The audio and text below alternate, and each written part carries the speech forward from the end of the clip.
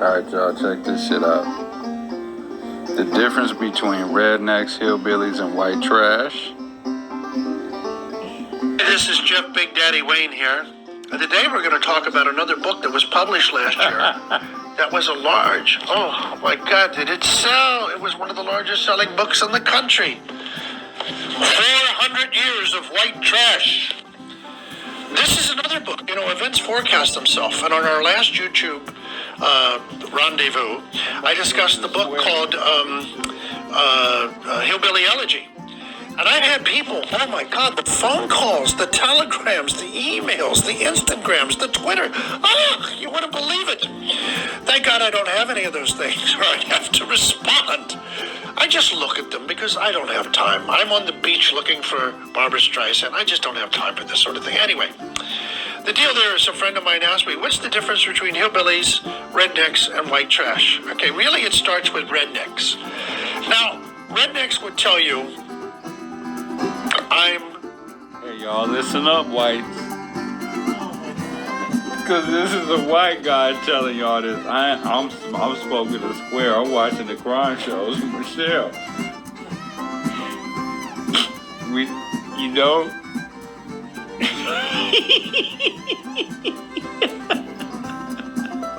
Check it out, y'all. You gotta laugh a little bit. This is a white dude doing this shit. I don't know what he's about to say. I don't know what he's on, okay? His name is Big Daddy Knows. The difference between rednecks, hillbillies, and white trash. Check it out. Okay, there's even another level to this. I'm Southern, I'm not country. What's the difference? There's Southern and country. Southern means you're ahead of country, okay? Country means you're just sort of nice people that live in the country, and then you're redneck.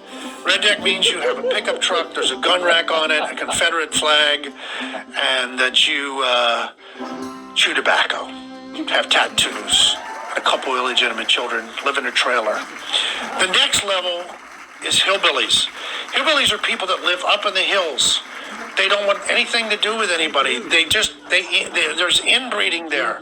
They play the banjo like in Deliverance. Horrible things happen in those hills. I can't even go into it. And finally, we have white trash. White trash is the bottom of the barrel. That's my group. It's the lowest of the low.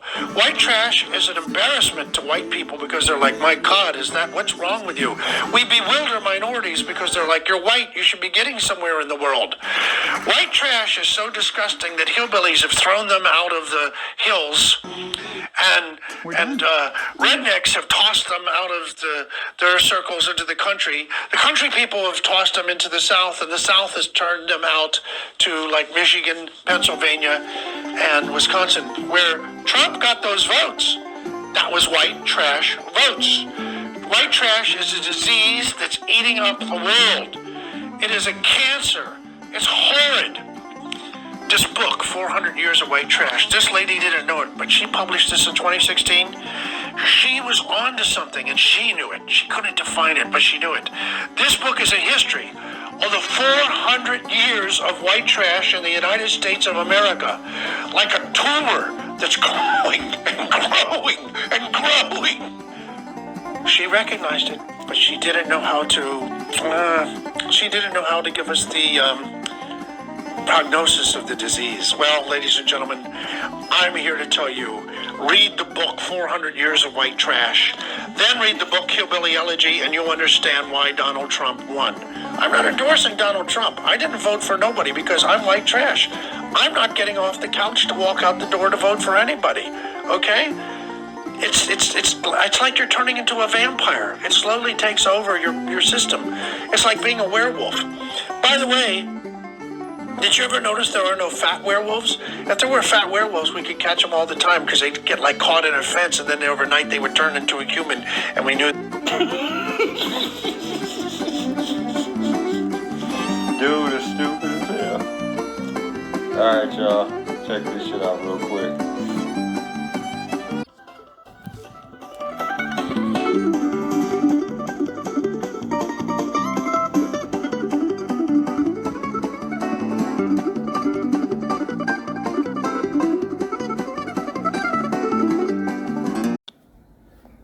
Real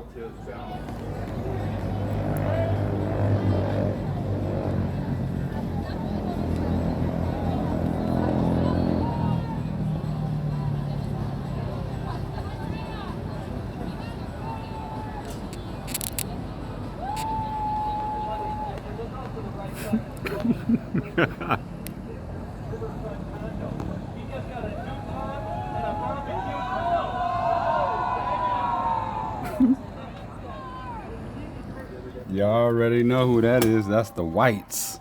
They're out there on that party boat kicking it. They're out there. I can see the beers and shit.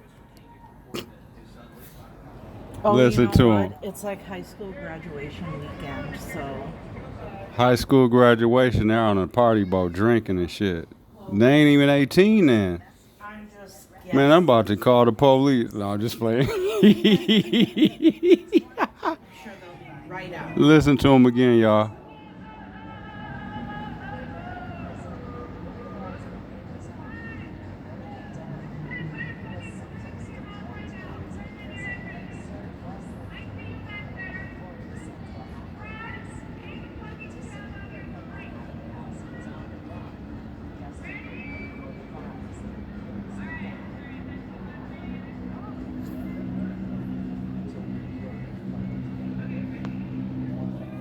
They know how to have a good time.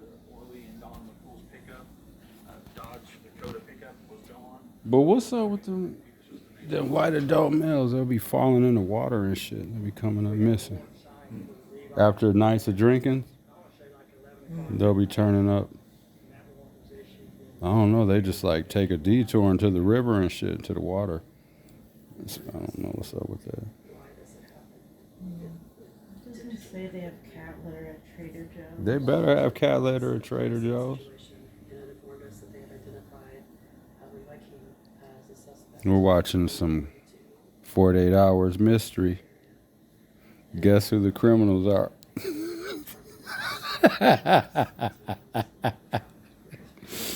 You guys can hear the voices here.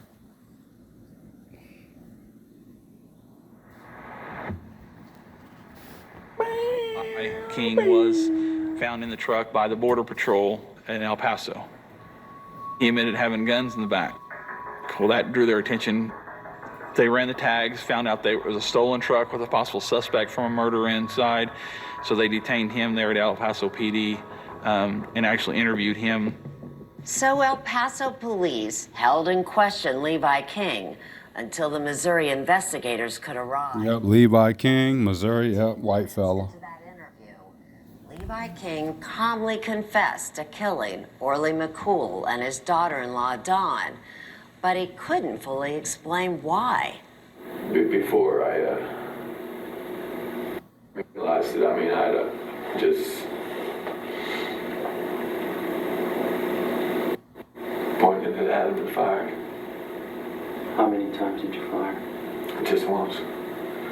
He spun and fell over. You walk by to the door and you see this woman. Why, explain to me why you shot at her.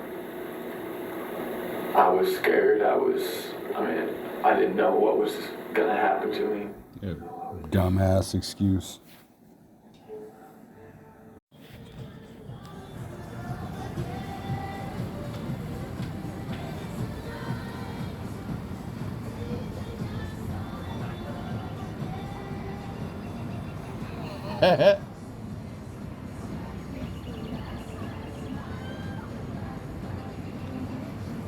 Gotta have some Pitbull on a Saturday night. That's Usher. Is it? That's Usher. Oh, he does something on it though. That's yeah, that's some white people. They love Usher and shit. Yeah. Those are white people on that boat. They can't name 10 songs though.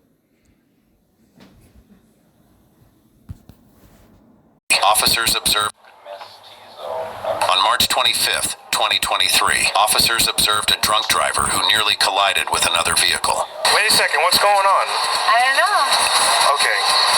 What did you do in the intersection over there? What do you mean? and this You're in the middle of the intersection. You're supposed to go eastbound. Yes. You cut in front of traffic, almost caused an accident trying to go northbound, okay? Oh, I'm so sorry. No, I didn't realize I was doing Okay, anything. sit down for me. Okay. Sit down in the car. Do you have a driver's license, registration, proof of insurance? Yes. Do you have any weapons in the car you didn't know about? Sorry, what? Do you have any weapons in the car you No. didn't know about? Okay. I'm French. I don't have any. Okay. What we're talking about? What are we doing?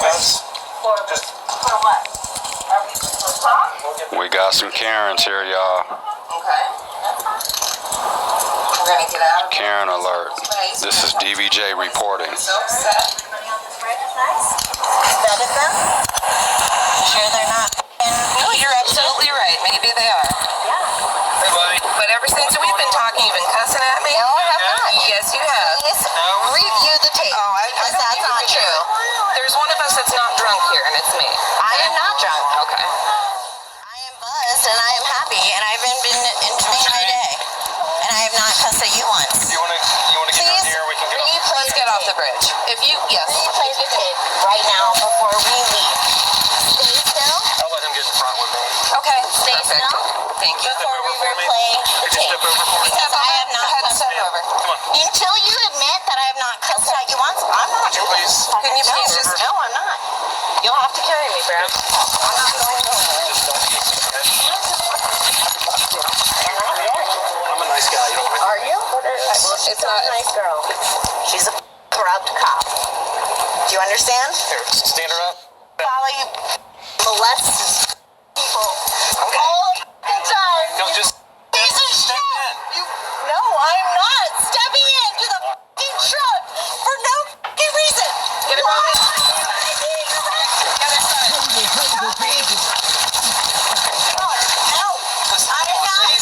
Please. You have to tell me why I am being arrested. First, Just you have to read me. You can't just stick somebody in a fucking locked box for no fucking reason. I was on the fucking sidewalk, you piece of shit. You will pay for this. You will go to fucking hell.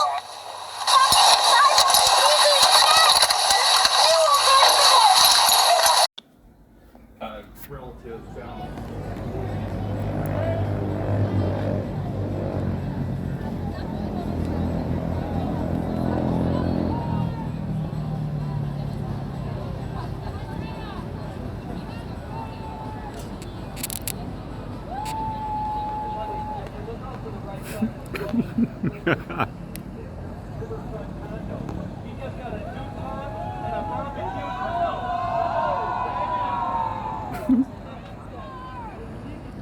Y'all already know who that is. That's the whites. They're out there on that party boat kicking it. They're out there. I can see the beers and shit. Listen you know to what? 'em. It's like high school graduation weekend, so High school graduation, they're on a party boat drinking and shit. They ain't even 18 then. I'm just Man, I'm about to call the police. No, I'm just playing. sure they'll be right out. Listen to them again, y'all.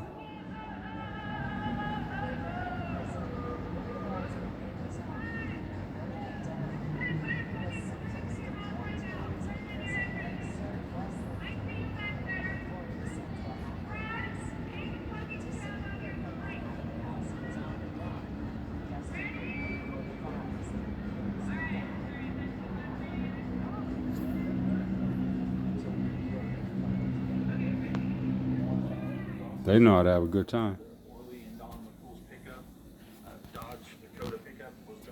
But what's up with them white adult males? They'll be falling in the water and shit. They'll be coming up missing. After nights of drinking, they'll be turning up. I don't know. They just like take a detour into the river and shit, to the water. I don't know what's up with that. Doesn't it say they have cat litter at Trader Joe's? They better have cat litter at Trader Joe's. We're watching some 48 Hours mystery. Guess who the criminals are?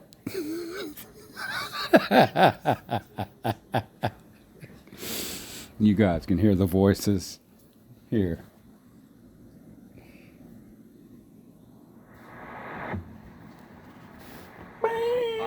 King was found in the truck by the Border Patrol in El Paso. He admitted having guns in the back. Well, that drew their attention. They ran the tags, found out there was a stolen truck with a possible suspect from a murder inside. So they detained him there at El Paso PD and actually interviewed him. So El Paso police held in question Levi King until the Missouri investigators could arrive. Yep, Levi King, Missouri, yep, white fella. To that interview, Levi King calmly confessed to killing Orly McCool and his daughter-in-law, Dawn, but he couldn't fully explain why. Before I realized it, I mean, I just pointed it at him and fired. How many times did you fire? Just once. He spun and fell over. You walk by to the door and you see this woman. Why, explain to me why you shot at her. I was scared. I didn't know what was going to happen to me. Yeah, dumbass excuse. Officers who were caught and got jail time. Eric DeValconaire. Eric DeValconaire is a former Kansas City police officer who was arrested for taking the life of an innocent man named Cameron Lamb. On the day that he died, Lamb had been arguing with his girlfriend. The argument became physical, and subsequently, they left the residence with Lamb chasing her. Meanwhile, the police were investigating a crash, and they had received reports of a red pickup truck chasing a purple Ford Mustang. From a police helicopter, officers had spotted the truck that was driven by Lamb, and they followed it home. Eric and his partner, Troy Schwam, were in the vicinity and responded, and they found Lamb backing his pickup truck into the garage of the house. The detectives, being members of the Violent Offender Squad, were tasked with preventing and interfering with violent crimes. Both detectives entered the property without identifying themselves or even seeking permission to walk onto the property itself. They didn't even possess a legal warrant and were dressed in plain clothing while wearing police department vests. DeValconaire pointed his service weapon at Roberta Merritt, who lived with Cameron. After instructing Lamb to turn off the engine and get out of the pickup, he then yelled that he had a gun and fired 4 shots in rapid succession. The shooting transpired within 9 seconds of the detectives arriving at the front yard of Lamb's house. He had no warrant for Lamb's arrest and didn't have a search warrant or consent to be on his property. Sergeant Wayne Jenkins. Anyone who's heard about the book or the crime television series called We Own This City is probably already aware of the atrocities that were committed by Sergeant Wayne Jenkins and other members of the disgraced elite unit called the Gun Trace Task Force. Described as perhaps the most corrupt police officer in history of Baltimore police, Jenkins was the head of this task unit that was found responsible for astonishing amounts of abuse in the troubled U.S. city. The force resold the weapons that they stole, robbed dealers, and also planted false evidence.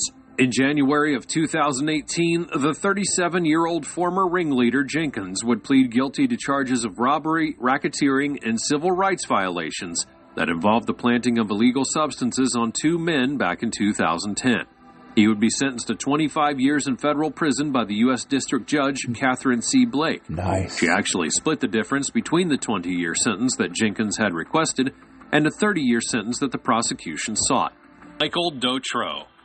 Michael Dotreau is a former Edison police officer. The former officer used a pair of jugs filled to the brim with gasoline to begin a fire at the home of Edison Police Captain Mark Anderko in Monroe Township. He's a white thug. Caucasoid. Punk. In 2013. He intended to take the life of Anderko and showed no regard for the fact that at the time, his wife, 2 children, and 92-year-old mother were all inside of the house. Fortunately, none of them would be injured. Dotreau had previously pled guilty to arson and attempted murder. He admitted setting fire to the house of Mark Anderko, which was heavily damaged in the incident. He would receive a total of 20 years for attempting to take the life of Anderko, a first-degree crime, and 10 more years for aggravated arson for setting the fire in May of 2013. These 2 sentences would run concurrently. He was also given 10 years for official misconduct, 5 years for conspiracy to tamper with a witness, and 18 months for conspiracy to retaliate. According to reports, he set fire to the house after he was ordered to undergo a psychological evaluation after his 11th excessive force complaint. The psychological assessment occurred 4 days prior to the incident. You have millions of Mexicans here today that you have robbed them of a part of Mexico through war, through treachery, through trickery. You remember that Texas was once theirs, and Arizona and New Mexico and California and parts of Utah and Colorado. Now you're angry with them for coming across the border. But you invited them.